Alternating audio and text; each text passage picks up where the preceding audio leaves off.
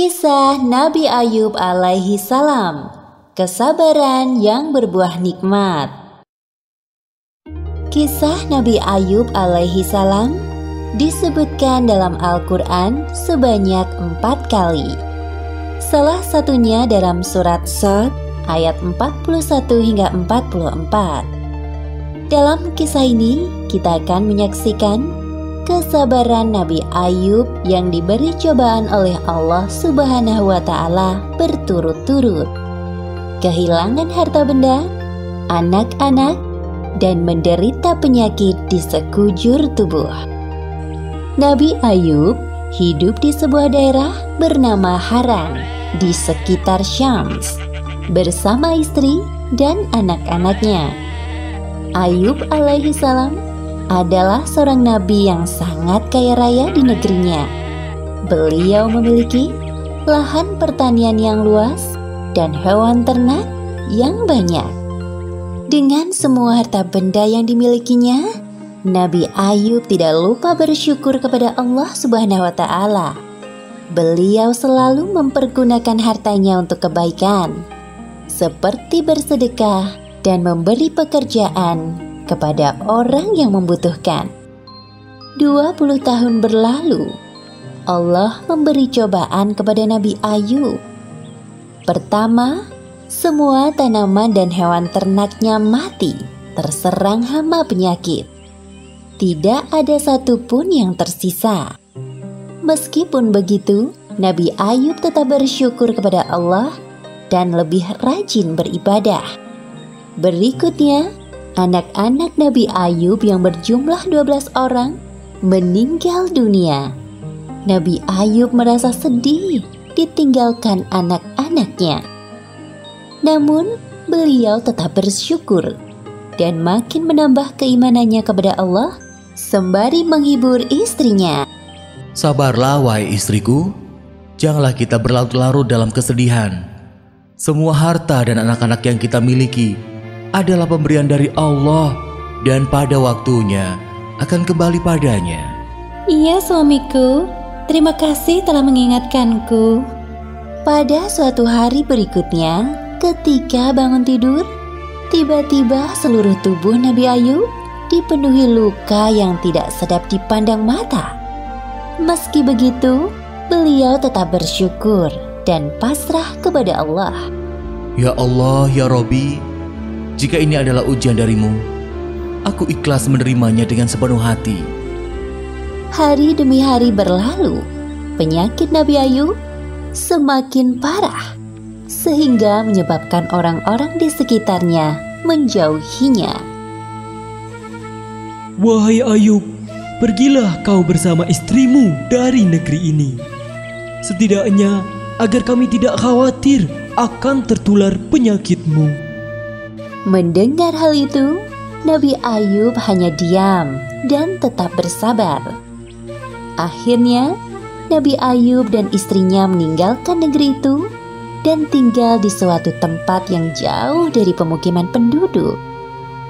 18 tahun berlalu, usia Nabi Ayub semakin bertambah lanjut dan mulai kesulitan dalam beraktivitas. Selain disebabkan karena usia, juga karena penyakitnya yang tak kunjung sembuh. Setiap hari Nabi Ayub selalu bersabar dan berikhtiar sampai semua hartanya habis. Hal itu menyebabkan Nabi Ayub dan istrinya hidup serba kekurangan.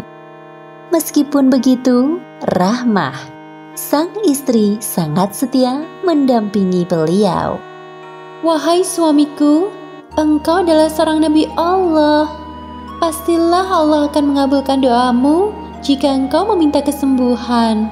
Aku merasa kasihan melihatmu kesulitan dalam beribadah. Maafkan aku kalau lancang berkata seperti ini. Wahai Rahmah istriku, ingatkah kau berapa tahun kita hidup dalam kenikmatan? Kurang lebih 20 tahun wahai suamiku. Sebenarnya aku amat malu meminta kepada Allah. Kita ini diuji kurang dari 20 tahun sudah mengeluh seperti ini. Hari demi hari, penyakit Nabi Ayub semakin parah dan mempersulitnya untuk beribadah. Ya Allah yang Maha Penyayang, ketika Engkau memberiku ujian, aku coba bersabar menerimanya. Namun, jika ujian itu mempersulit ibadahku kepadamu, maka kiranya Engkau angkat penyakitku ya Allah. Seketika itu, terdengar suara dari langit, seperti yang disebutkan dalam Al-Quran surat Shad ayat 42.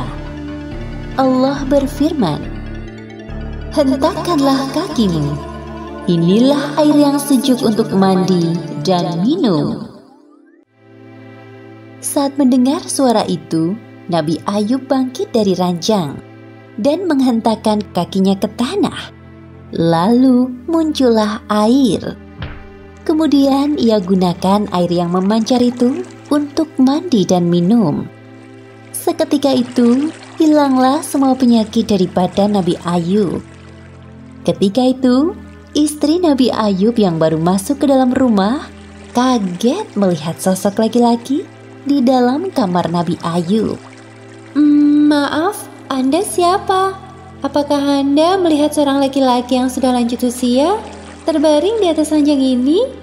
Laki-laki itu berbalik badan dan berkata kepada Rahmah, Wahai istriku, tidakkah kau mengenaliku?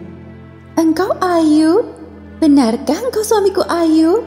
Benar, wahai istriku, aku Ayub suamimu. Allah telah menyembuhkan penyakitku dan mengembalikan tubuh dan parasku seperti saat muda dulu. Alhamdulillahirrabbilalamin. Terima kasih ya Allah. Keesokan harinya, berita tentang kesembuhan Nabi Ayub sampai ke telinga orang-orang. Mereka beramai-ramai mendatangi rumah Nabi Ayub dengan membawakan berbagai macam hadiah. Kemudian Allah memberi kekayaan hingga 2 kali lipat dari harta yang dulu dimilikinya. Selanjutnya, Allah memberi karunia kepada istri Nabi Ayub. Kemudian ia pun hamil anak kembar selama beberapa kali, seperti yang disebutkan dalam Al-Quran surat Shad ayat 43. Dan kami anugerahi dia dengan mengumpulkan kembali keluarganya, dan kami lipat gandakan jumlah mereka sebagai rahmat dari kami dan pelajaran bagi orang-orang yang berpikiran sehat. Demikianlah akhir kisah Nabi Ayub alaihissalam yang diberi ujian bertubi-tubi dari Allah Subhanahu wa Ta'ala. Hikmah yang dapat kita ambil dari kisah ini: pertama, hendaknya kita selalu bersabar saat ditimpa cobaan. Kedua, innama al-usri yusra. Di balik kesulitan ada kemudahan, seperti yang dijanjikan Allah dalam Al-Quran. Dan ketiga, jangan lupa untuk selalu berdoa dan berikhtiar, karena Allah Subhanahu wa Ta'ala selalu mendengar doa hambanya yang beriman. Wallahu a'lam bishawab.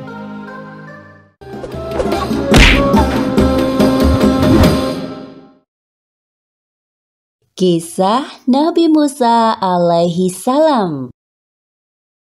Kisah ini disebutkan dalam Al-Quran surat Al-Qasas ayat 7 hingga ayat 13. Diceritakan bahwa saat Musa masih bayi, ibu Nabi Musa diperintahkan Allah Subhanahu wa Ta'ala untuk menghanyutkan bayinya ke sungai Nil. Hingga akhirnya bayi Musa ditemukan oleh keluarga Fir'aun dan diangkat menjadi anak yang kelak saat dewasa menghancurkan kekuasaan Fir'aun. Musa lahir di Mesir pada masa pemerintahan Fir'aun. Fir'aun adalah raja yang sangat sombong dan semena-mena terhadap rakyatnya. Bahkan dia mengaku sebagai Tuhan. Penduduk Mesir sebagian besar adalah bangsa Kipti. Selain itu juga banyak dari kalangan Bani Israel. Bangsa Kipti menyembah berhala dan Fir'aun sebagai Tuhan mereka, serta mempercayai para peramal dan tukang sihir. Pada suatu hari, para peramal kepercayaan Fir'aun datang ke istana. Wahai Fir'aun, kami datang membawa kabar buruk untukmu. Cepat, katakan apa itu? Ramalan kami mengatakan bahwa tak lama lagi akan lahir seorang anak laki-laki dari Bani Israel yang kelak saat dewasa dia akan menjatuhkan kekuasaanmu. Apa maksud ucapan kalian? Kami melihat hal buruk menimpamu di masa akan datang. Sebaiknya kita bersiap-siap sebelum bayi laki-laki itu lahir. Fir'aun bersama para peramalnya mengadakan rapat. Muncul keputusan bahwa setiap wanita yang melahirkan bayi laki-laki pada tahun ini, maka bayinya harus dibunuh. Fir'aun telah menyiapkan algojo untuk membunuh para bayi laki-laki yang baru dilahirkan.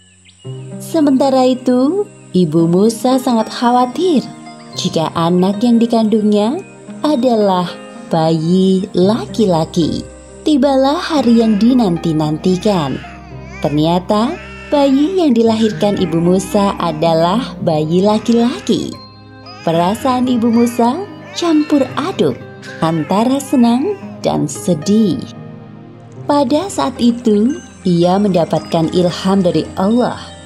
Seperti yang disebutkan dalam Al-Quran, Surat Al-Qasas ayat 7. Dan kami ilhamkan kepada Ibu Musa, susuilah dia, dan apabila kamu khawatir terhadapnya, maka jatuhkanlah dia ke sungai Nil. Dan janganlah kamu khawatir, dan janganlah pula bersedih hati, karena sesungguhnya kami akan mengembalikannya kepadamu dan menjadikannya salah seorang dari para rasul.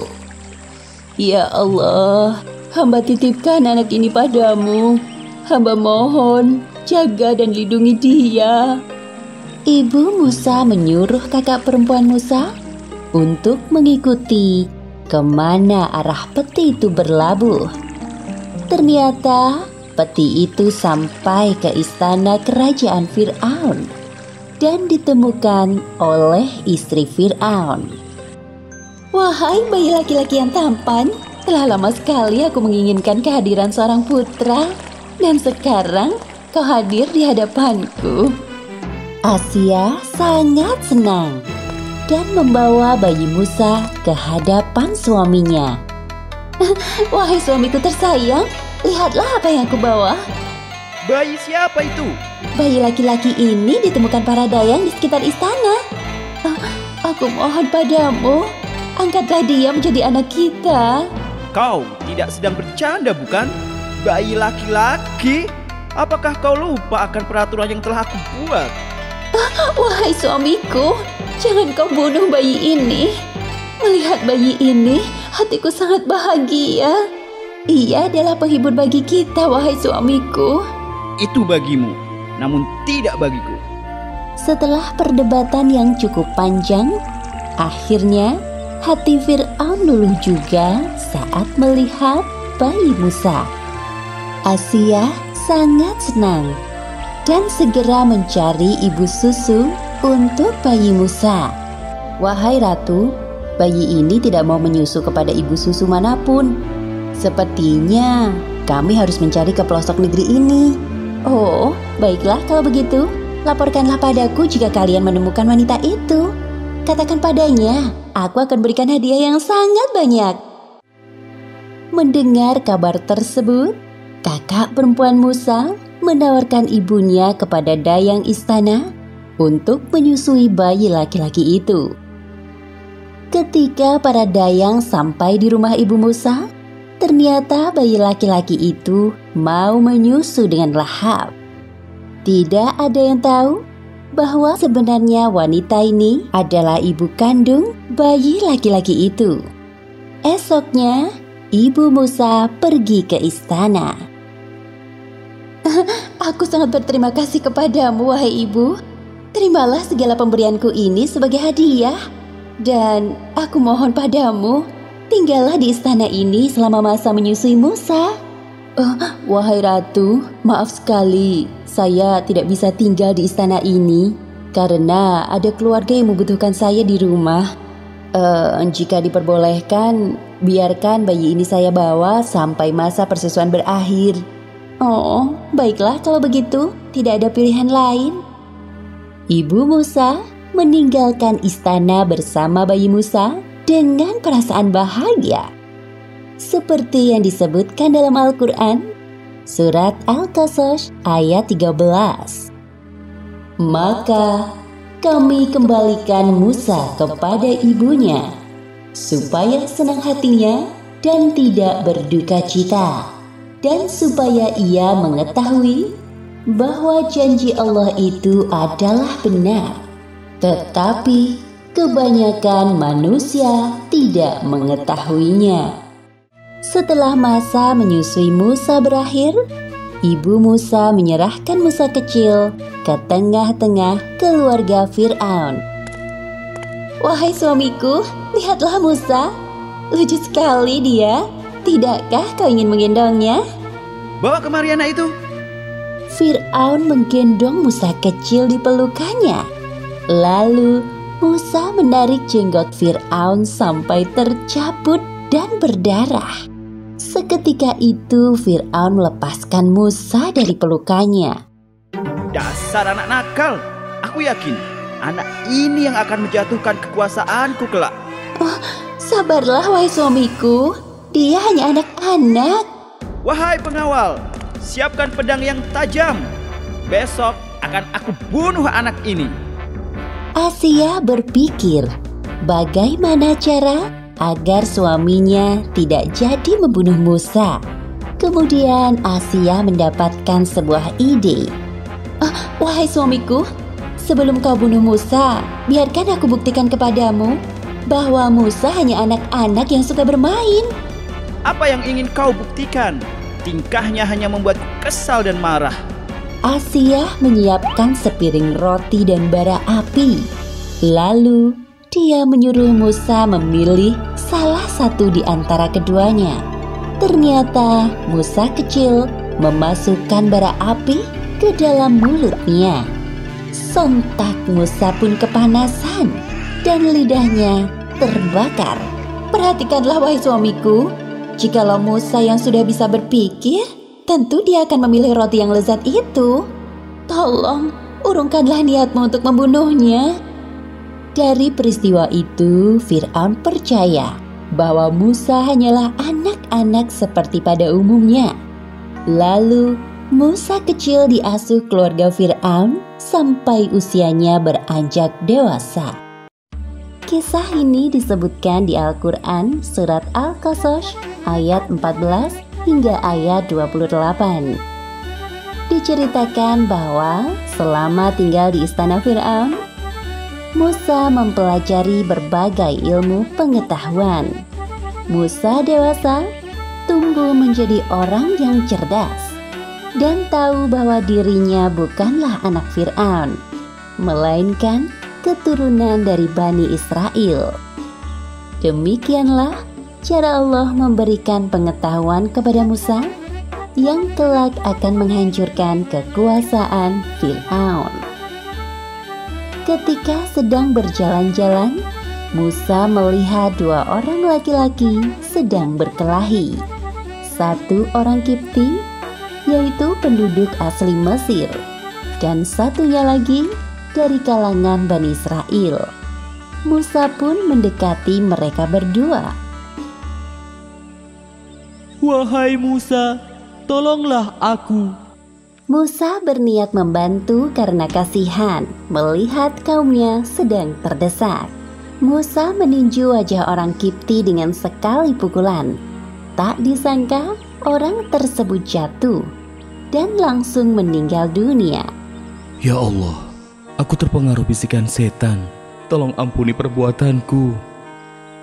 Musa bertaubat atas perbuatan yang tidak sengaja dilakukan dan Allah Subhanahu wa Ta'ala mengampuninya. Seperti yang disebutkan dalam Al-Quran surat Al-Qasas ayat 16. Maka Dia, Allah, mengampuninya. Sungguh Allah, Dialah yang Maha Pengampun, Maha Penyayang. Keesokan harinya, Musa berjalan-jalan di kota dengan perasaan was-was. Lalu Musa melihat Bani Israel yang ditolongnya kemarin berkelahi lagi dengan orang Kipti yang lain. Bani Israel itu meminta pertolongan lagi kepada Musa. Ketika Musa hendak memegang orang Kipti, maka dia menghindar dan berkata, Wahai Musa, apa kau mau membunuhku seperti orang Kipti yang kau bunuh kemarin? Musa terdiam sejenak, menyesal atas perbuatannya. Sementara itu, orang Kipti yang menjadi musuh Bani Israel meninggalkan Musa dan Bani Israel. Setelah mendengar bahwa Musa membunuh orang Kipti, Fir'aun sangat marah dan semakin yakin bahwa Musa adalah anak laki-laki yang telah diramalkan akan menjatuhkan kekuasaannya. Pengawal, cepat tangkap Musa dan bawa ke hadapanku. Seorang laki-laki datang dan membawa kabar kepada Musa bahwa Fir'aun sedang mencarinya. Maka Musa bergegas meninggalkan Mesir. Selama perjalanan, Musa terus berdoa kepada Allah agar diselamatkan dari Fir'aun dan orang-orangnya. Kemudian sampailah Musa di sebuah kota bernama Madian. Musa kehausan. Ia mencari sumber air dan menemukan sebuah sumur yang ramai oleh penggembala ternak. Mereka memberi minum ternak-ternaknya sampai kenyang. Tampak di belakang, 2 orang perempuan menunggu giliran. Timbullah rasa iba dalam diri Musa melihatnya. Maaf jika saya lancang bertanya, mengapa kalian tidak ikut memberi minum ternak-ternak kalian seperti para penggembala itu? Kami tidak dapat memberi minum ternak-ternak ini sebelum penggembala itu pulang. Aku akan membantu kalian. Tanpa menunggu para penggembala itu pergi, Musa ikut menimba air dari sumur dan memasukkan air ke timba besar. Kemudian Musa memberi minum ternak-ternak itu hingga ternak-ternak itu merasa kenyang. Wahai pemuda yang baik, terima kasih atas pertolonganmu. Setelah kedua perempuan itu berpamitan, Musa menyadari bahwa ia telah berjalan cukup jauh tanpa bekal sedikit pun. Kedua kakinya melepuh karena kepanasan dan perutnya keroncongan. Musa berteduh di sebuah pohon dan berdoa kepada Allah. Seperti yang disebutkan dalam Al-Quran surat Al-Qasas ayat 24. Ya Tuhanku, sesungguhnya aku sangat memerlukan sesuatu kebaikan yang Engkau turunkan kepadaku. Sesampainya di rumah, kedua perempuan itu menceritakan kejadian yang baru terjadi kepada ayahnya. Sang ayah adalah Nabi Syuaib. Kemudian sang ayah meminta anaknya untuk mengundang Musa untuk makan di rumah mereka.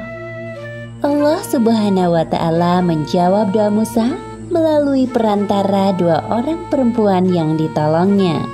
Musa memperkenalkan diri dengan sopan kepada ayah mereka.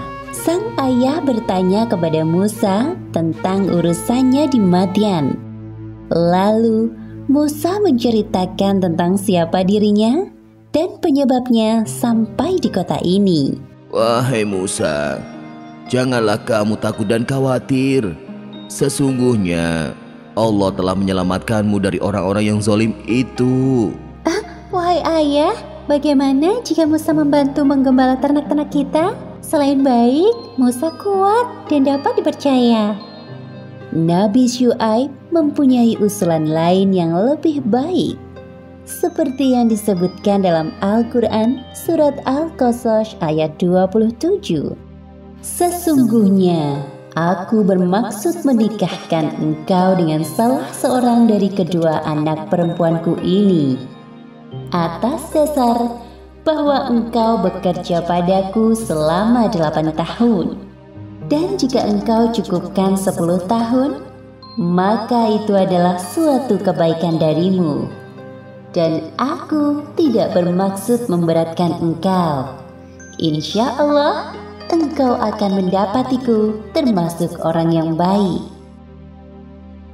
Setelah perjamuan makan berakhir, Musa tinggal dan bekerja di rumah itu, mengurus semua hewan ternak yang jumlahnya sangat banyak.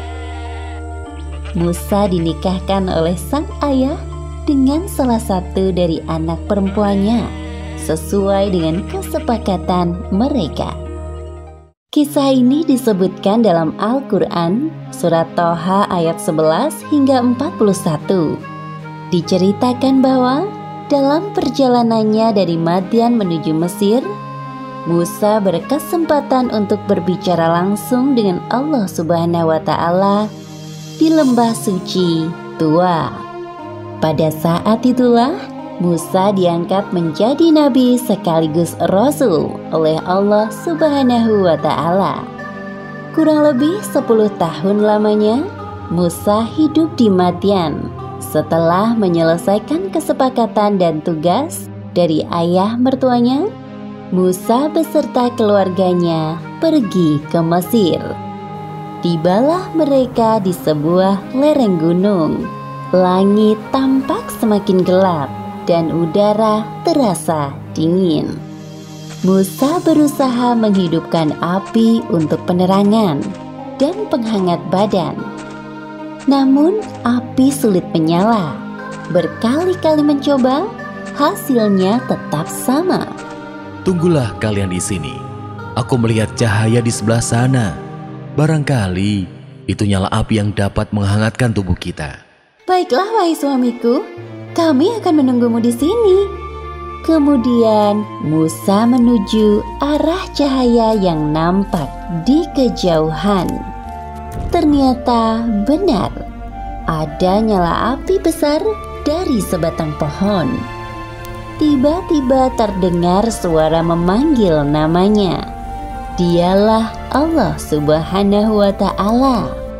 Allah Subhanahu wa Ta'ala memerintahkan Musa untuk melepaskan sandalnya, karena ia sekarang berada di lembah yang suci Tua. Saat itulah Allah mengangkat Musa sebagai nabi dan rasul. Kemudian Allah menurunkan wahyu kepada Nabi Musa, seperti yang disebutkan dalam Al-Quran, surat Toha ayat 13 hingga 14. Dan aku telah memilih engkau, maka dengarkanlah apa yang akan diwahyukan kepadamu. Sungguh, aku ini Allah, tidak ada Tuhan selain aku. Maka sembahlah aku dan laksanakan sholat untuk mengingat aku. Nabi Musa adalah salah satu nabi yang diberi kelebihan untuk berbicara secara langsung dengan Allah, seperti yang disebutkan dalam Al-Quran surat Toha ayat 17. Dan apakah yang ada di tangan kananmu, wahai Musa? Ini tongkat yang membantu berjalan untuk mencari makanan bagi ternak peliharaan kami dan juga untuk keperluan yang lainnya. Kemudian Allah menyuruh Nabi Musa melemparkan tongkatnya. Nabi Musa melemparkan tongkatnya ke tanah. Tiba-tiba tongkat itu berubah menjadi ular besar. Nabi Musa surut ke belakang karena ketakutan melihat tongkatnya berubah menjadi ular besar. Allah menghibur Nabi Musa yang ketakutan, seperti firman-Nya dalam Al-Quran surat Toha ayat 18. Peganglah ia dan jangan takut. Kami akan mengembalikannya kepada keadaan semula."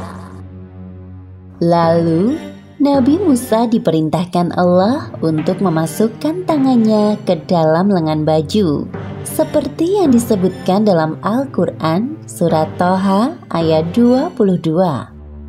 "Dan kepitlah tanganmu ke ketiakmu, niscaya ia keluar menjadi putih bercahaya tanpa cacat, sebagai mukjizat yang lain."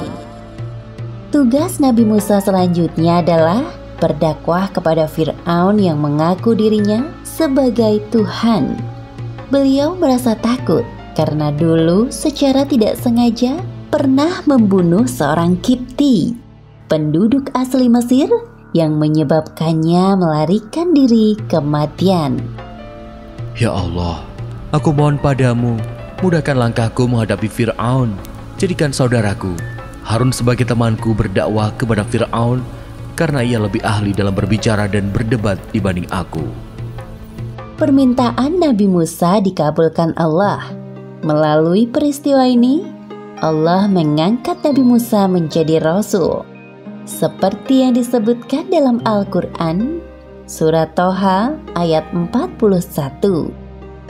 "Dan aku telah memilihmu menjadi Rasul untuk diriku." Kisah ini disebutkan di Al-Quran, surat Asy-Syu'ara ayat 16 hingga 51. Diceritakan bahwa setelah Nabi Musa mendapatkan wahyu, beliau diperintahkan Allah berdakwah kepada Fir'aun. Atas permintaan Nabi Musa, Allah mengirim saudaranya Harun untuk membantunya ketika berhadapan dengan Fir'aun. Allah Subhanahu wa Ta'ala juga mengangkat Harun menjadi seorang nabi. Sebelum berhadapan langsung dengan Fir'aun, mereka bertarung dengan ahli sihir Fir'aun terlebih dahulu. Terjadi banyak perubahan setelah beberapa tahun kepergian Nabi Musa dari Mesir. Di banyak tempat, Nabi Musa melihat kaumnya, yaitu Bani Israel, sedang diperbudak oleh Fir'aun. Menyaksikan hal tersebut, beliau merasa sedih. Nabi Musa dan Nabi Harun pergi menuju istana Fir'aun. "Aku hanya mengenalmu, wahai Harun. Siapa laki-laki di sampingmu itu?" "Ini adalah Musa, adikku. Aku pikir engkau tidak melupakannya, wahai Fir'aun." Kami berdua adalah Rasul utusan Allah. Wahai Fir'aun, tujuan kami datang kemari adalah memintamu agar membebaskan kaum Bani Israel dari perbudakan yang kejam. Jadi kau ini Musa, berani sekali datang kemari. Ingatkah dirimu bahwa kami telah mengasuhmu dari masa kanak-kanak sampai dewasa dengan fasilitas yang mewah? Lalu setelah membunuh kaumku, kau malah melarikan diri. Sekarang kau datang dan meminta hal yang tidak masuk akal. Dasar tidak tahu berterima kasih." Perlakuan Fir'aun saat mengasuh Nabi Musa saat kecil tidak sebanding dengan penyiksaan yang dilakukannya kepada kaum Bani Israel. Seperti yang disebutkan dalam Al-Quran, surat Asy-Syu'ara ayat 22. "Dan itulah kebaikan yang telah engkau berikan kepadaku. Sementara itu engkau telah memperbudak Bani Israel." Perihal pembunuhan orang Kipti itu, aku tidak sengaja melakukannya. Lalu aku bertaubat dan keluar dari Mesir. Kemudian aku bertemu dengan Tuhan semesta alam. Tuhankulah yang menganugerahkan ilmu dan kerasulan padaku. Siapa yang kau maksud Tuhan semesta alam itu? Aku yang telah memberikanmu semua ilmu kepadamu. Jadi akulah Tuhanmu. Dialah Allah Subhanahu wa Ta'ala. Benar apa yang dikatakan Musa. Allah adalah Tuhan semesta alam yang menciptakan langit dan bumi beserta segala isinya. Omong kosong. Pandai sekali kalian membual. Wahai Fir'aun, dia Allah adalah Tuhanmu dan Tuhan nenek moyang kita dahulu. Sungguh, Tuhanmu telah salah dengan mengutus rasul-rasul yang gila seperti kalian. Dia Allah adalah Tuhan penguasa timur dan barat. serta apa yang ada di antara keduanya. Dengarkan baik-baik, wahai Musa dan Harun, jika kalian menyembah Tuhan selain aku, maka penjara tempat kalian selanjutnya. Nabi Musa dan Nabi Harun berdebat dengan santun dan suara yang lembut. Walaupun Fir'aun mengancam akan memasukkan keduanya ke dalam penjara, tidak ada rasa takut sedikit pun, karena mereka yakin selalu berada dalam lindungan Allah Subhanahu wa Ta'ala. Wahai Fir'aun, apakah engkau akan tetap memenjara kami jika aku perlihatkan bukti-bukti kerasulanku? Baiklah, tunjukkan kepada kita semua yang ada di ruangan ini. Semua orang menunggu apa yang akan dilakukan oleh Nabi Musa. Nabi Musa melemparkan tongkatnya, dan tiba-tiba tongkat itu berubah menjadi ular yang besar. Semua orang yang melihat merasa ketakutan. Hah? Wah, menakutkan sekali.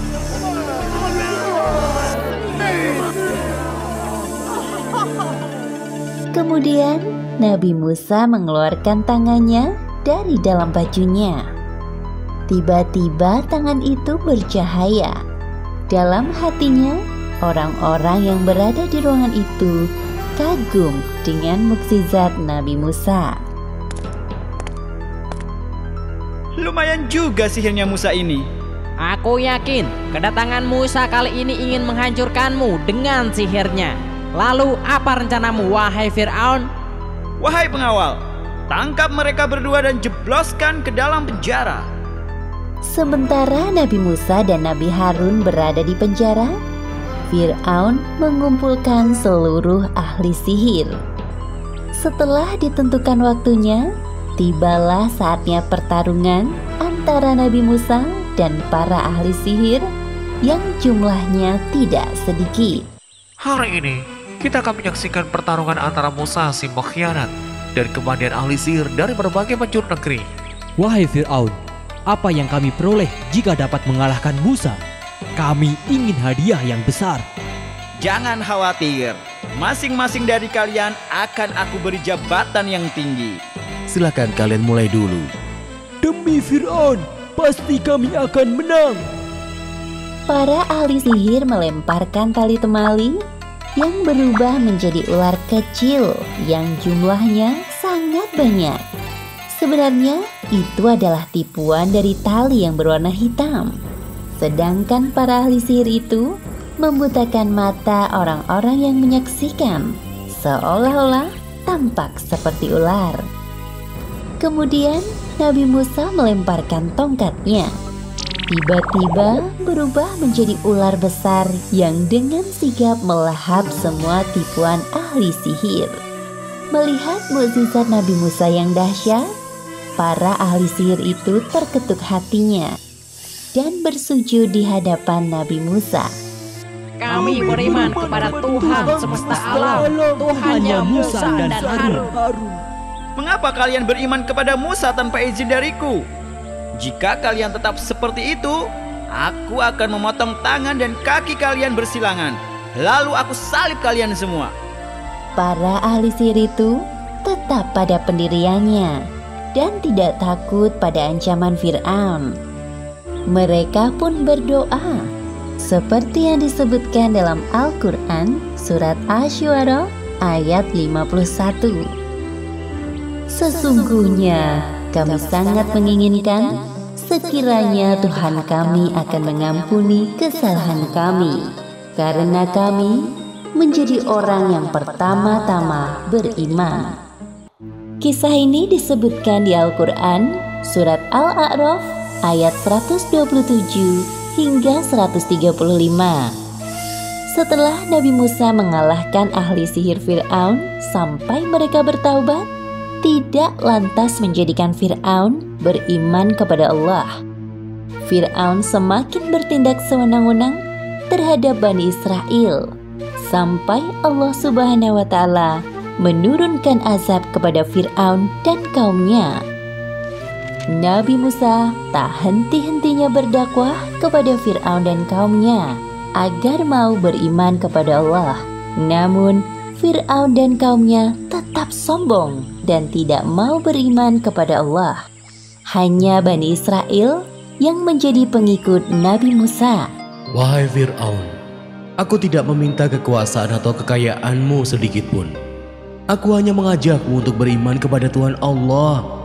Wahai Musa, akulah Tuhanmu yang sebenarnya. Seharusnya engkau yang beriman kepadaku. Hari demi hari, penderitaan kaum Bani Israel semakin berat. Mereka dijadikan budak dan pekerja kasar tanpa upah. Setiap orang yang berani melawan perintah Fir'aun atau tidak mau menyembahnya akan dihukum mati, termasuk membunuh anak laki-laki dari kaum Nabi Musa. Wahai Musa, kami sangat menderita hidup di Mesir ini. Bukankah engkau adalah utusan Allah? Mintalah kepadanya agar menghukum Fir'aun yang telah bertindak sewenang-wenang. Sabarlah wahai kaumku, sesungguhnya Allah tidak akan membiarkan hambanya terzolimi. Kemudian Allah menurunkan azab kepada Fir'aun dan kaumnya berupa kemarau panjang selama beberapa tahun. Seperti yang disebutkan dalam Al-Quran surat Al-A'raf ayat 130. Dan sungguh kami telah menghukum Fir'aun dan kaumnya dengan mendatangkan musim kemarau bertahun-tahun dan kekurangan buah-buahan agar mereka mengambil pelajaran. Wahai Fir'aun, kita sudah melakukan berbagai cara agar langit menurunkan hujan. Namun belum ada hasil. Kami telah memperbanyak persembahan, namun sepertinya usaha kami sia-sia. Fir'aun sedang berpikir bagaimana caranya agar hujan turun. Ia tidak mau kelihatan bodoh di hadapan kaumnya. Fir'aun berjanji akan menyelesaikan masalah ini. Di istana, Fir'aun berdiskusi dengan para penasihat kerajaannya. Menurut kalian, apakah ada cara lain agar musim kemarau ini segera berganti? Ada satu cara yang belum kita lakukan, wahai Fir'aun. Apa itu? Kita belum meminta pada Tuhannya Musa. Bukankah Tuhannya Musa dapat melakukan segalanya? Baiklah, panggil Musa ke hadapanku. Nabi Musa mendatangi Fir'aun di kerajaannya seorang diri. Wahai Musa, kau punya Tuhan yang mampu melakukan apa saja. Benar bukan? Iya, benar. Saat ini Mesir sedang ditimpa kemarau panjang. Jika Tuhanmu dapat menurunkan hujan dari langit, maka aku akan beriman kepadanya. Benarkah yang kau ucapkan itu, wahai Fir'aun? Tentu, jika Tuhanmu dapat melakukan apa yang tidak bisa aku lakukan, aku akan beriman kepadanya. Semua orang yang ada di sini saksinya. Baiklah kalau begitu. Nabi Musa berdoa kepada Allah di hadapan Fir'aun dan para penasehat kerajaan. Ya Allah, Zat yang menahan hujan, turunkanlah hujan untuk masyarakat Mesir. Sebelum sampai Nabi Musa menurunkan tangannya, hujan turun dengan derasnya. Hujan? Ore! Itu suara hujan. Memang sudah sekarang saatnya hujan turun. Fir'aun mengingkari janjinya. Ia tidak memuji Allah, malah mengatakan hal yang kufur. Nabi Musa sangat kecewa dengan sikap Fir'aun dan kaumnya. Namun, beliau tidak patah semangat dalam berdakwah. Wahai kaumku, ketahuilah bahwa hanya ada satu Tuhan yang pantas disembah. Dia Allah SWT. Ikutlah denganku dan surga balasan keimanan kalian. Namun, jika kalian lebih memilih menyembah selainnya, aku takut Allah akan menurunkan azab yang lebih pedih kepada kalian. Wahai Musa, bukti apapun yang engkau bawa, kami tetap tidak akan beriman kepadamu maupun ajaranmu. Benar apa katanya. Fir'aun satu-satunya Tuhan kami. Setelah panen melimpah, hujan tak kunjung berhenti. Lalu muncul angin topan yang dahsyat. Sebagaimana disebutkan dalam Al-Quran surat Al-A'raf ayat 133. Maka kami kirimkan kepada mereka topan, belalang, kutu, katak dan darah. Air minum berubah menjadi darah sebagai bukti-bukti yang jelas. Tetapi mereka tetap menyombongkan diri dan mereka adalah kaum yang berdosa. Wahai Musa, mintalah kepada Tuhanmu agar Dia, Allah, menghentikan hujan ini. Kami berjanji akan beriman kepada Tuhanmu. Kemudian Nabi Musa berdoa kepada Allah dan hujan pun berhenti. Kemudian Allah juga menumbuhkan tanaman dan buah-buahan di kebun mereka. Namun ternyata mereka mengingkari janjinya. Inilah yang sesungguhnya kami inginkan. Beberapa hari berikutnya, Allah mengirimkan belalang di kebun-kebun mereka hingga semua tanamannya mati. Wahai Musa, sekali lagi kami mohon, mintalah kepada Allah agar mengusir belalang-belalang ini dari kebun kami. Maka kami akan beriman kepada Allah dan membiarkan Bani Israel pergi bersamamu. Kami bersungguh-sungguh. Nabi Musa kembali berdoa kepada Allah. Setelah Allah menghilangkan belalang di kebun mereka, mereka mengingkari janjinya lagi. Kejadian itu terulang sampai Allah menurunkan kutu-kutu pada hasil panen mereka. Katak-katak yang memenuhi rumah-rumah mereka hingga air yang berubah menjadi darah. Akibatnya, mereka hampir mati kehausan karena tidak minum. Setelah mereka putus asa, mereka menghadap Fir'aun. Wahai Fir'aun, lihatlah keadaan kami ini. Kami sungguh menderita karena ulah Musa.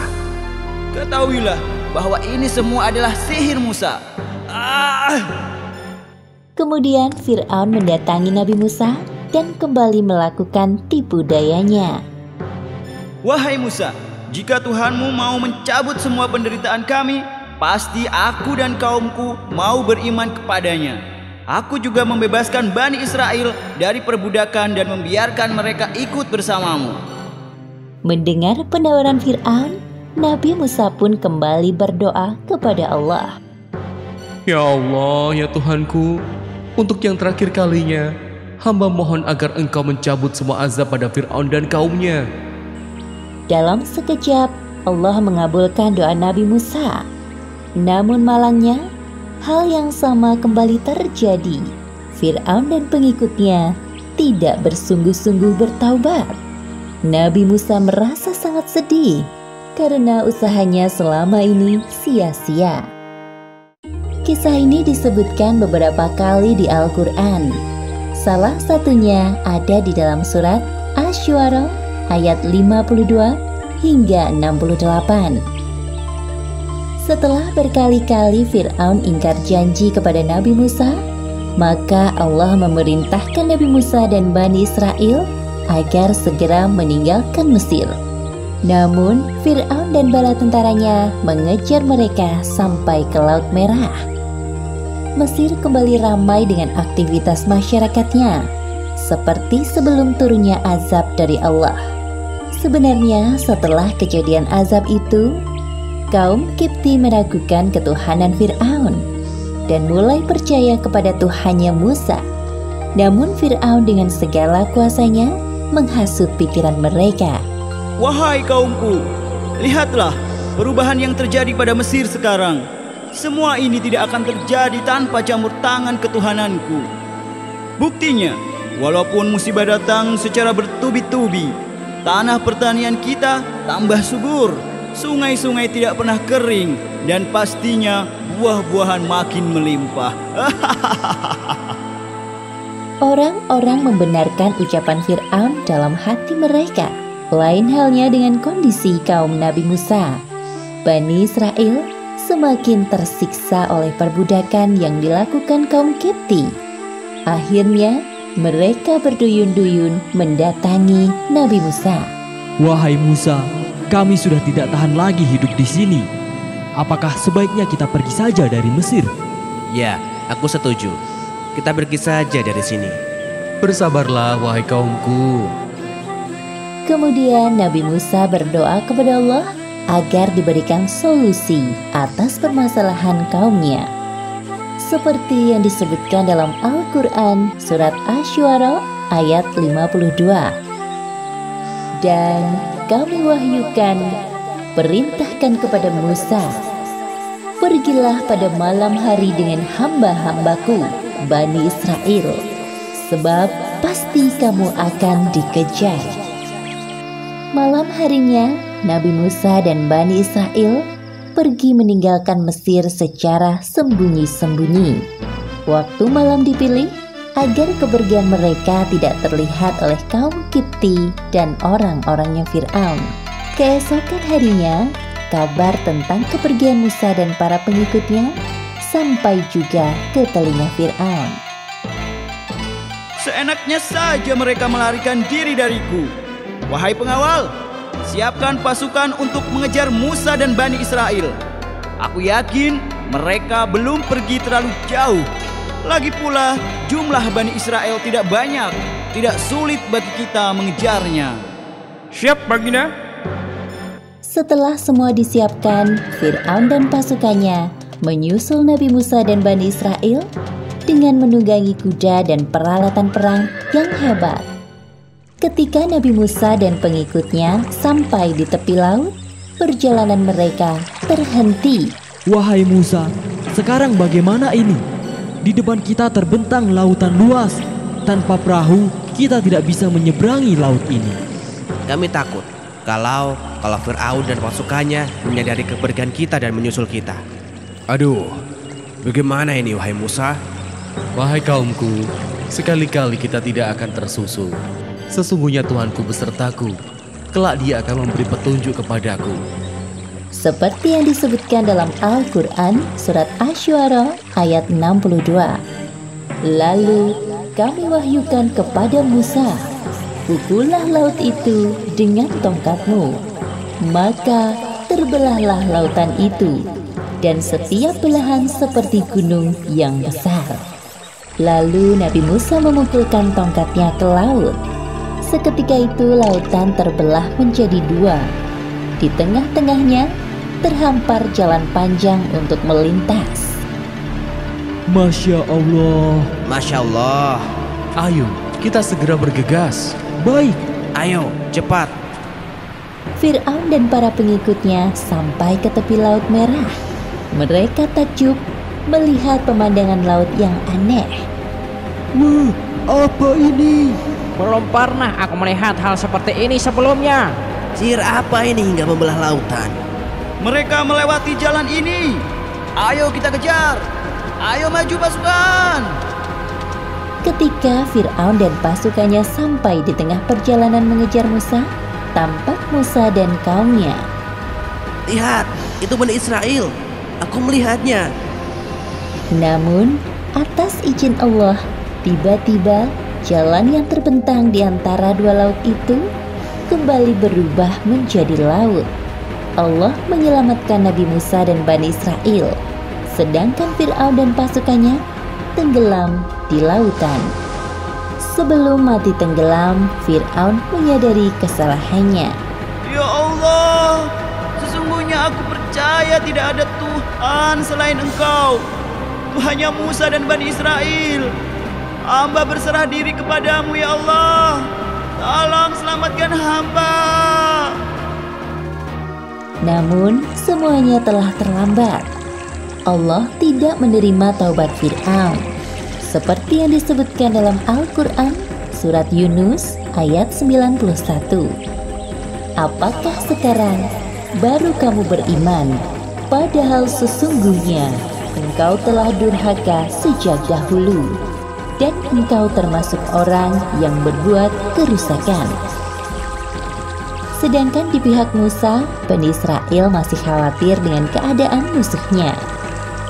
Wahai Musa, apakah Fir'aun dan para pengikutnya benar-benar tenggelam di laut ini? Ya, kami agak ragu karena Fir'aun mengaku-ngaku bahwa dirinya Tuhan yang tidak akan mati. Pastikan mereka tenggelam di laut. Tidak mungkin mereka masih hidup. Bukankah begitu, wahai Musa? Benar wahai kaumku, Fir'aun dan pasukannya tenggelam di laut. Namun Allah menyelamatkan jasad Fir'aun sebagai pelajaran bagi manusia di masa mendatang, bahwa kisah Fir'aun yang kejam dan mengaku-ngaku sebagai Tuhan benar-benar kisah nyata. Kisah ini disebutkan dalam Al-Quran pada surat Al-A'raf ayat 138 hingga 145. Diceritakan bahwa setelah Nabi Musa beserta Bani Israel selamat dari kejaran Fir'aun, mereka meninggalkan Mesir dan melanjutkan perjalanan menuju kota Palestina.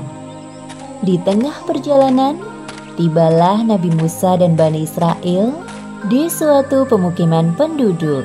Terlihat bahwa penduduk di daerah itu masih menyembah patung berhala. Melihat fenomena tersebut, Bani Israel mulai resah. Mereka pun mengungkapkan keresahannya kepada Nabi Musa. Wahai Musa, buatkanlah kami patung seperti orang-orang yang memuliakan Tuhannya itu. Apa yang kalian maksud dengan Tuhan? Itu adalah patung-patung berhala yang mereka sembah. Kalian ini seharusnya lebih baik dari mereka. Nabi Musa sangat kecewa dan sedih mendengar permintaan kaumnya itu. Padahal jelas-jelas Bani Israel baru saja diselamatkan Allah Subhanahu wa Ta'ala dari kejaran Fir'aun dan pasukannya. Wahai kaumku, bukankah Allah telah menyelamatkan kalian dari kekejaman Fir'aun? Sesungguhnya Allah sangat memuliakan golongan dari kalian. Seperti yang disebutkan dalam Al-Quran surat Al-A'raf ayat 140. Dia, Musa berkata, "Pantaskah aku mencari Tuhan untukmu selain Allah, padahal Dia telah melebihkan kamu atas segala umat pada masa itu." Mendengar apa yang disampaikan oleh Nabi Musa, barulah Bani Israel menyadari kekeliruannya. Pada malam harinya, Nabi Musa mendapatkan petunjuk melalui mimpi bahwa ia diutus Allah untuk pergi ke bukit Tur Sina. Sebagaimana yang disebutkan dalam Al-Quran surat Al-A'raf ayat 142. Dan kami telah menjanjikan kepada Musa memberikan Taurat 30 malam. Dan kami sempurnakan jumlah malam itu dengan 10 malam lagi. Maka sempurnalah wahyu yang diberikan Tuhannya 40 malam. Keesokan harinya sebelum berangkat, Nabi Musa meminta kepada Nabi Harun untuk mengawasi kaumnya agar tidak menyimpang dari perintah Allah.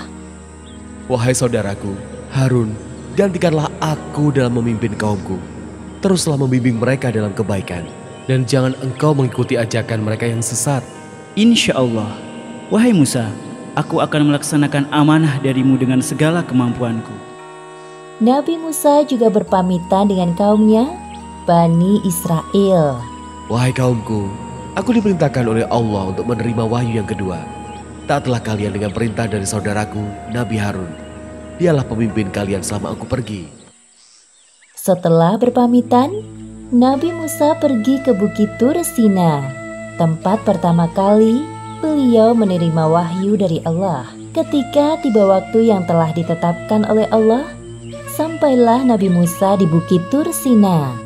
Pada tempat inilah terjadi pembicaraan antara Nabi Musa dengan Allah. Kemudian Nabi Musa memohon kepada Allah agar dapat melihat wujud Allah. Ya Tuhanku, tampakkanlah dirimu kepadaku, agar aku dapat melihat Engkau. Allah menjawab permintaan Nabi Musa, seperti yang disebutkan dalam Al-Quran, surat Al-A'raf ayat 143.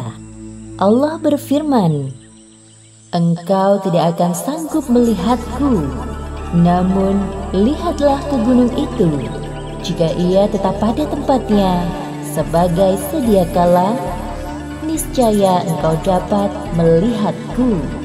Ketika Allah menampakkan keagungannya melalui gunung yang ada di depan Nabi Musa, gunung tersebut hancur.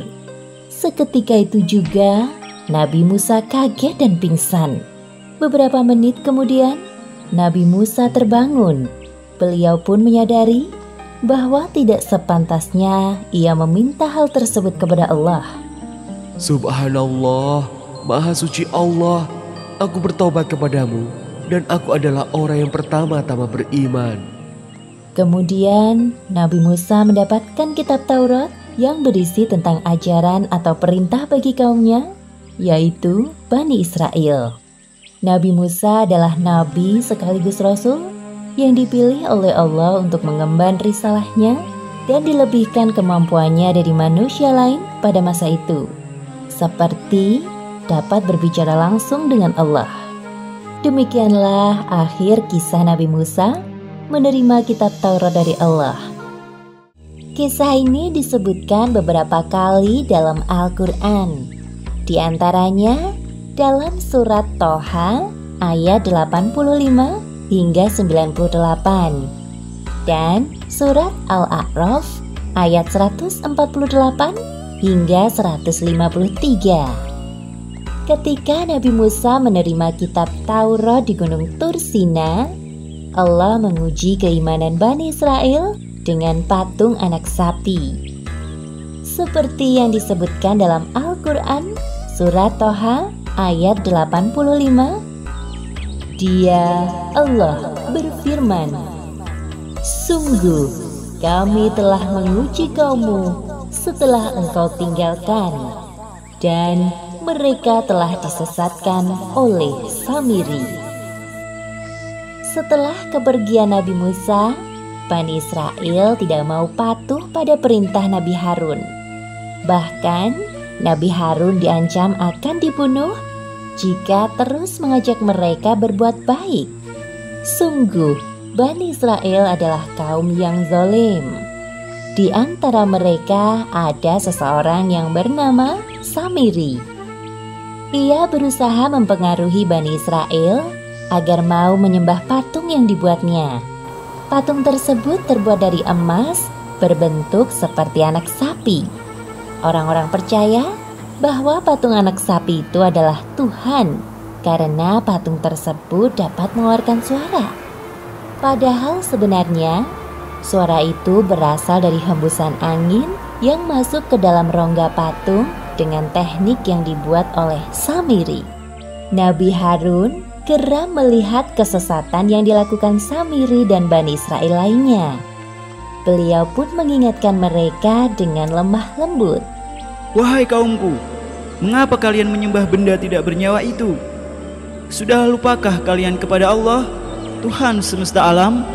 Sudahlah Harun, engkau diam saja.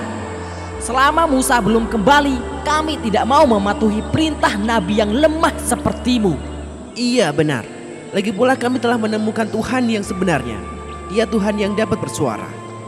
Astagfirullahaladzim. Dengan mudahnya kalian menukar keimanan kalian kepada Allah dengan patung anak sapi ini. Sungguh kalian benar-benar telah berbuat zalim. Jika kamu terus mengoceh, kami tidak segan-segan membunuhmu, wahai Harun. Andai Musa mengetahui kesesatan ini, pasti dia akan murka kepada kalian. Nabi Harun sangat sedih dan kecewa melihat kaumnya menyembah patung anak sapi yang dianggap sebagai Tuhan mereka. Ya Allah, jadi selama ini mereka tidak benar-benar bertaubat. Setelah 40 malam berlalu, Nabi Musa kembali ke tengah-tengah kaumnya. Beliau sangat marah sekaligus sedih melihat perubahan yang terjadi dengan kaumnya. Kemudian Nabi Musa menghampiri saudaranya dengan penuh kemarahan. Wahai Harun, mengapa engkau hanya berdiri dan diam saja melihat perbuatan mereka itu? Engkau tidak sungguh-sungguh menjalankan amanatku. Nabi Harun kaget melihat Nabi Musa yang tiba-tiba datang melabraknya. Tenanglah wahai saudaraku, dengarlah penjelasanku dahulu. Aku telah mengingatkan mereka, namun mereka tidak mau mendengarkanku. Kaummu menganggapku lemah, tidak memiliki kekuatan sepertimu, dan mereka hampir saja membunuhku. Astagfirullahaladzim. Maafkan aku, wahai saudaraku. Nabi Musa menyadari kekeliruannya dan segera meminta maaf kepada Nabi Harun. Kemudian Nabi Musa berdoa kepada Allah seperti yang disebutkan dalam Al-Quran surat Al-A'raf ayat 151. Dia, Musa, berdoa, "Ya Tuhanku, ampunilah aku dan saudaraku, dan masukkanlah kami ke dalam rahmat Engkau. Dan Engkau adalah Maha Penyayang dari semua penyayang." Setelah itu, Nabi Musa langsung menghampiri kaumnya yang sedang menyembah patung anak sapi. Menyadari kedatangan Nabi Musa, Bani Israel mulai resah. Sebenarnya mereka takut dan segan kepada Nabi Musa yang kuat. Namun, entah mengapa keimanan mereka mudah sekali dipalingkan dari Allah. Aduh, bagaimana ini? Musa telah kembali. Iya, Musa pasti memarahi kita. Wahai kaumku, apa yang telah kalian kerjakan selama aku pergi? Bukankah Allah telah menjanjikan surga bagi kalian yang beriman? Tidakkah cukup dengan Allah menampakkan kekuasaannya di depan mata kalian satu persatu? Semudah itukah kalian berpaling darinya? Meskipun Nabi Musa sangat kecewa terhadap kaumnya, namun beliau tetap dapat mengontrol emosinya. Sedangkan Bani Israel mulai ketakutan dan mencari-cari alasan. Wahai Musa, sesungguhnya kami berpaling dari Allah bukan atas dasar kemauan kami sendiri, melainkan karena hasutan Samiri. Dia yang mengajak kami untuk menyembah patung anak sapi ini. Iya benar, salahkan saja Samiri. Kemudian Nabi Musa mencari orang yang bernama Samiri yang disebut-sebut sebagai dalang dari penyembahan patung anak sapi. Wahai Samiri, benarkah apa yang mereka katakan? Jika benar, apa yang membuatmu berani melakukan hal tersebut? Aku mengetahui sesuatu yang tidak mereka ketahui. Dengan semua pengetahuan yang aku miliki, maka jadilah patung anak sapi itu. Mendengar jawaban Samiri, Nabi Musa semakin geram. Beliau pun mengusir Samiri dari tempat itu. Samiri meninggalkan tempat tersebut sambil menundukkan kepala. Kemudian, Nabi Musa mengutus kaumnya untuk membakar patung anak sapi dan membuang abunya ke laut. Seperti yang disebutkan dalam Al-Quran, Surat Toha ayat 98. Sungguh, Tuhanmu hanyalah Allah, tidak ada Tuhan selain Dia, pengetahuannya meliputi segala sesuatu. Kisah ini disebutkan di Al-Quran Surat Al-Baqarah ayat 67 hingga 73. Dalam kisah ini, Allah Subhanahu wa Ta'ala memperlihatkan sikap buruk kaum Bani Israel saat diperintahkan untuk menyembelih sapi betina pada zaman Nabi Musa alaihi salam. Perintah penyembelihan sapi betina ini dimaksudkan untuk menunjukkan kebesaran Allah Subhanahu wa Ta'ala dalam mengungkapkan pelaku pembunuhan. Pada zaman pemerintahan Nabi Musa alaihi salam, terjadi peristiwa yang menggemparkan di kalangan kaum Bani Israel. Seorang saudagar kaya raya terbunuh dan mayatnya dibuang di pelataran desa tetangga. Hal ini membuat kaum Bani Israel saling tuduh-menuduh dan akhirnya meminta tolong kepada Nabi Musa untuk menemukan pelakunya. Wahai umatku, aku telah berdoa kepada Allah Subhanahu wa Ta'ala untuk ditunjukkan wajah si pelaku pembunuhan. Namun ada satu syarat yang harus kalian penuhi. Apa itu wahai Musa alaihissalam? Allah Subhanahu wa Ta'ala memerintahkan kalian untuk mencari seekor sapi betina, kemudian menyembelihnya. Mendengar hal tersebut, mereka kembali ke tengah-tengah kaum dan memberitahukan hasilnya. Bagaimana mungkin kita disuruh untuk menyembelih sapi, padahal nenek moyang kita dahulu sangat memuliakan sapi? Kenapa tidak yang lain saja? Aku merasa keberatan dengan permintaan itu. Ya. Aku juga sangat keberatan. Tanyakan saja sendiri kepada Musa. Keesokan harinya, beberapa orang dari kaum Bani Israel mendatangi Musa. Wahai Musa, ini ada orang mati. Kami ingin mencari siapa pembunuhnya. Namun, engkau menyuruh kami menyembelih seekor sapi betina. Apa hubungannya sapi dengan orang mati? Sesungguhnya, ini adalah perintah Allah SWT agar kalian menyembelih sapi betina. Jangan membodohi kami dengan perintah itu, wahai Musa. Aku bukan orang bodoh, padahal aku adalah utusan Allah SWT. Seperti yang disebutkan dalam surat Al-Baqarah ayat 67.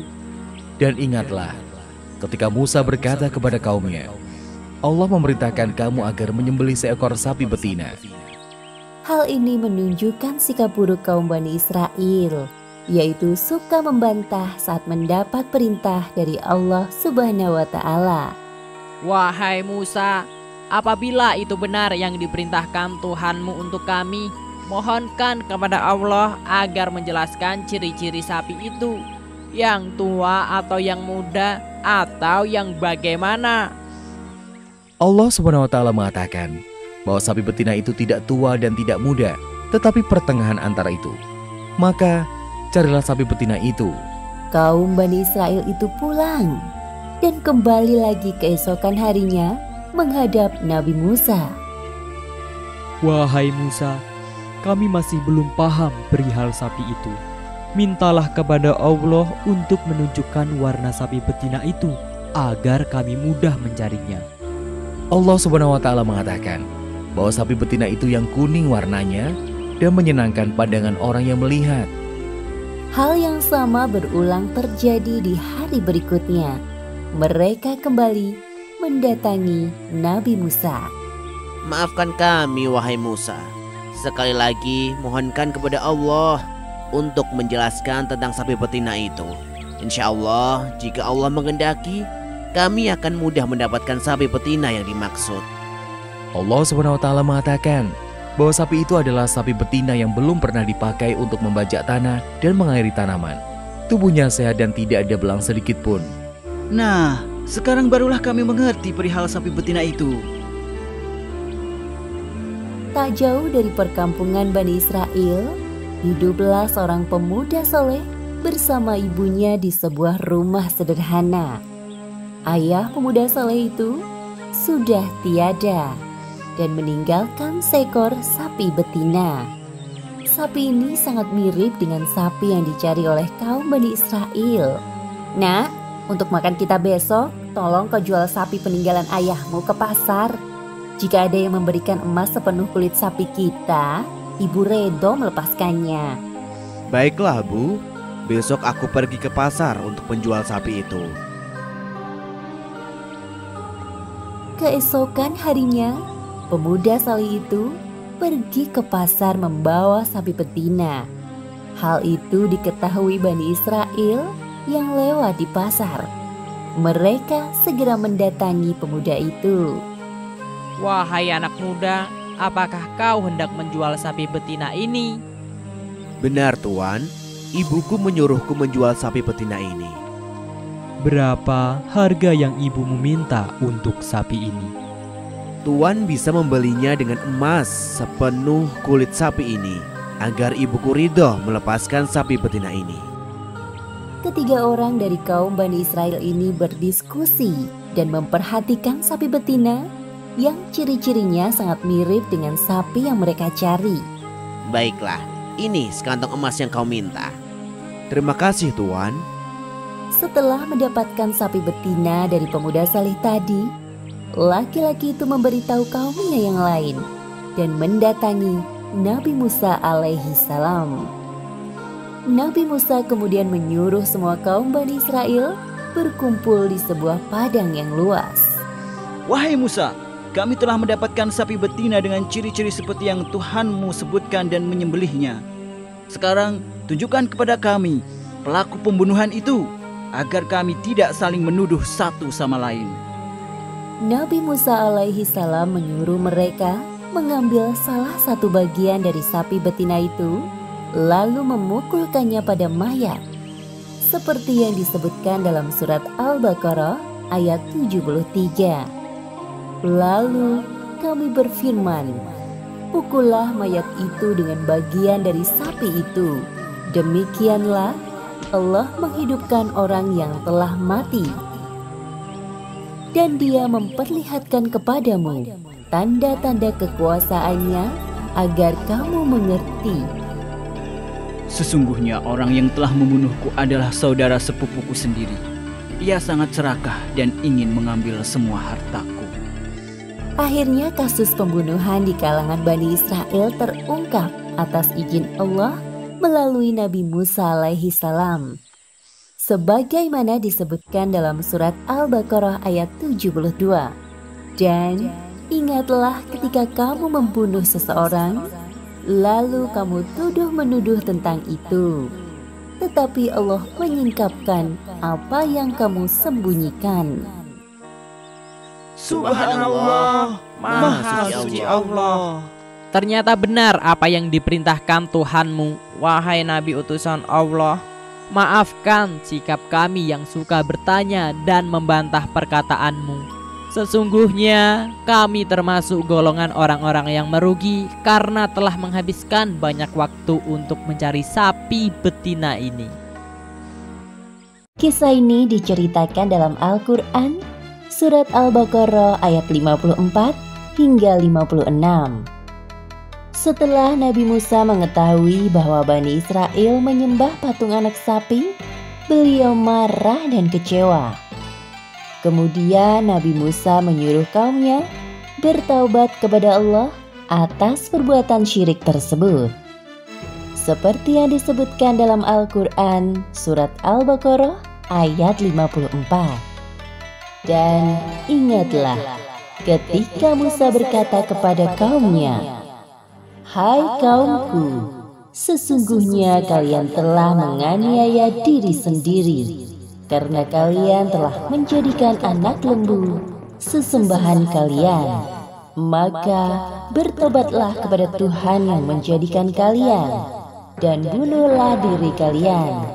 Hal itu adalah lebih baik bagi kalian pada sisi Tuhan yang menjadikan kalian. Maka Allah akan menerima taubat kalian." Kemudian Bani Israel saling membunuh satu sama lain untuk menebus dosa syirik yang telah mereka lakukan. Tidak semua dari kaum Nabi Musa meninggal. Allah menyisakan yang terbaik dari Bani Israel. Setelah itu, Nabi Musa, Nabi Harun dan kaumnya yang tersisa melanjutkan perjalanan. Tibalah mereka di suatu bukit. Pada saat itulah Nabi Musa hendak bermunajat kepada Allah. Wahai kaumku, tunggulah kalian sebentar di sini. Aku hendak bermunajat dengan Allah. Bolehkah kami ikut, wahai Musa? Tentu, mari ikut bersamaku. Namun, Bani Israel tidak dapat menyaksikan pembicaraan antara Allah dan Nabi Musa karena ada tabir atau pemisah di antara Nabi Musa dan kaumnya. Lalu timbullah rasa penasaran dalam benak Bani Israel. Andai saja kita dapat melihat wujud Allah secara langsung seperti Musa. Iya, aku iri dengan Musa. Aku juga ingin melihat Tuhanku secara langsung. Kita minta saja pada Musa. Bukankah selama ini permintaan kita selalu dikabulkan oleh Allah? Ya, aku setuju. Bani Israel adalah kaum yang serakah. Betapa lancangnya permintaan mereka kepada Allah dan Rasul-Nya. Setelah selesai bermunajat dengan Allah, hilanglah pembatas antara Nabi Musa dan kaumnya. Wahai Musa, kami juga ingin sepertimu, dapat berbicara langsung dengan Allah. Tolong mintakan kepada Allah, wahai Musa. Atau kami tidak akan beriman kepadamu sebelum kami melihat wujud Allah secara langsung. Nabi Musa tidak mengerti apa yang difikirkan kaumnya. Permintaan itu tidak sepantasnya diutarakan. Perilaku kaumnya kali ini sungguh tidak beradab. Tiba-tiba langit berwarna gelap, seperti akan turun hujan, tampak seberkas kilat. Seperti yang disebutkan dalam Al-Quran, surat Al-Baqarah ayat 55. Dan ingatlah ketika kamu berkata, "Wahai Musa, kami tidak akan beriman kepadamu sebelum kami melihat Allah dengan jelas.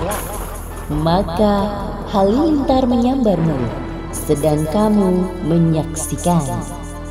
Bani Israel meninggal seketika itu juga tersambar halilintar.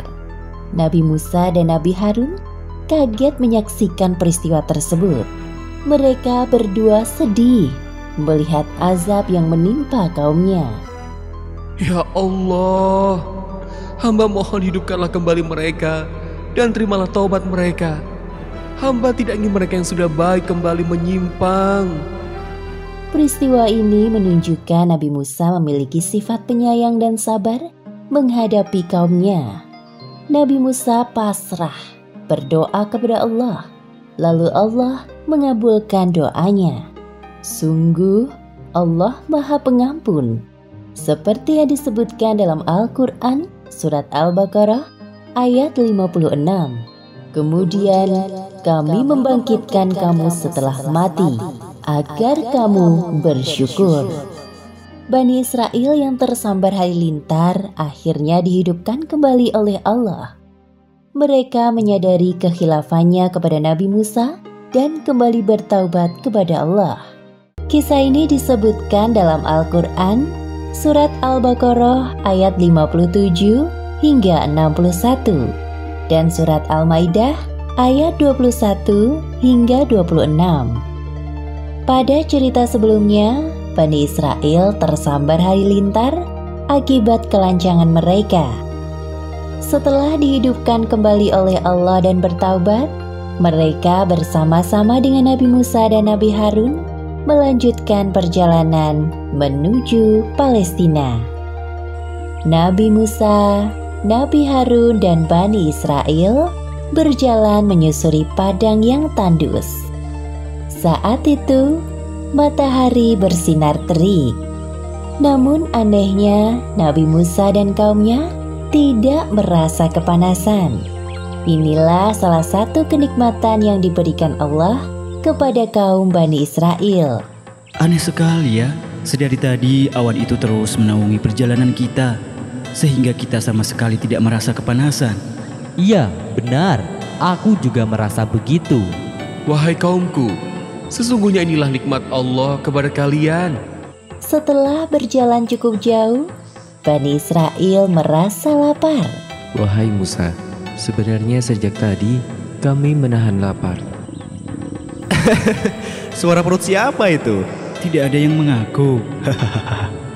Nabi Musa tersenyum mendengar keributan kecil yang diperbuat kaumnya. Kemudian beliau berdoa kepada Allah agar memberi makanan untuk kaumnya. Seperti yang disebutkan dalam Al-Quran surat Al-Baqarah ayat 57. Kami menurunkan kepadamu mana dan salwa. Makanlah makanan yang baik-baik dari rezeki yang telah kami berikan kepadamu. Bani Israel sangat bersemangat makan dan wajah mereka berbinar-binar karena menikmati kelezatannya. Wah, lezat sekali makanan ini. Wahai Musa. Iya benar, baru pertama kali ini kami memakannya. Semua makanan ini berasal dari Allah. Jangan lupa kalian bersyukur kepadanya. Kami telah kenyang, wahai Musa. Namun sekarang kami kehausan. Nabi Musa memohon air untuk kaumnya kepada Allah. Sebagaimana yang disebutkan dalam Al-Quran surat Al-Baqarah ayat 60. Lalu kami, Allah, berfirman, pukullah batu itu dengan tongkatmu.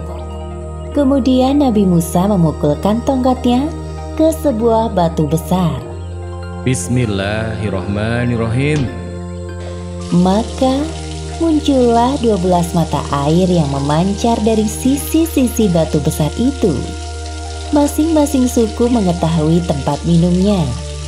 Air tersebut sangat cukup untuk menghilangkan dahaga dari kerongkongan Bani Israel yang kehausan.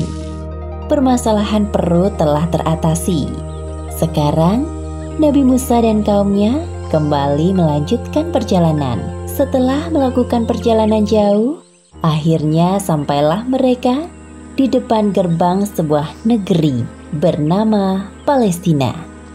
Sebelum memasukinya, Nabi Musa berpesan kepada kaumnya, Wahai kaumku, Allah telah memerintahkan kita untuk menempati suatu negeri yang diberkahi yaitu Palestina. Namun sebelumnya kita harus berperang melawan musuh yang menguasai negeri itu terlebih dahulu. Mendengar perintah Nabi Musa, Bani Israel tampak ketakutan. Mereka saling berpandangan satu sama lain. Wahai Musa, kami sangat takut untuk berperang.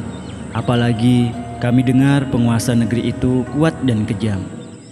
Tampak dua orang laki-laki, yaitu Yusya dan Kalab, dari golongan yang bertakwa di antara mereka, angkat bicara. Mari kita serbu musuh dari pintu gerbang yang itu. Jika kita memasukinya, pasti kita akan menang. Hanya pada Allah kita berserah diri. Wahai Musa, sampai kapanpun kami tidak akan mau masuk ke dalam negeri itu selama masih ada penguasa kejam di dalamnya. Kenapa tidak kalian saja yang masuk ke sana, lalu mengalahkan musuh-musuh itu? Kami akan menunggu saja di sini, karena kami sungguh takut. Bani Israel benar-benar telah melampaui batas. Padahal Allah telah memuliakan mereka dengan memberikan segala macam kenikmatan. Nabi Musa marah dan kecewa dengan sikap kaumnya. Kemudian beliau berdoa kepada Allah agar dijauhkan dari kaumnya yang membangkang. Seperti dalam surat Al-Maidah ayat 25. Berkata Musa, "Ya Tuhanku, aku tidak menguasai kecuali diriku sendiri dan saudaraku. Sebab itu, pisahkanlah antara kami dengan orang-orang yang fasik itu." Kemudian Allah menjawab doa Nabi Musa seperti yang disebutkan dalam Al-Quran, surat Al-Maidah ayat 26. Allah berfirman, "Jika demikian, maka negeri itu terlarang buat mereka selama 40 tahun. Selama itu, mereka akan mengembara kebingungan di bumi." Inilah hukuman Allah kepada Bani Israel yang tidak mau menjalankan perintahnya. Selama 40 tahun lamanya, mereka hidup di sekitar padang pasir bebatuan, sampai generasi penakut ini meninggal dan digantikan generasi selanjutnya yang pemberani. Kemudian generasi yang pemberani ini berperang melawan musuh di negeri Palestina di bawah pimpinan Nabi Yusya setelah wafatnya Nabi Musa. Demikianlah akhir kisah Nabi Musa dan Bani Israel.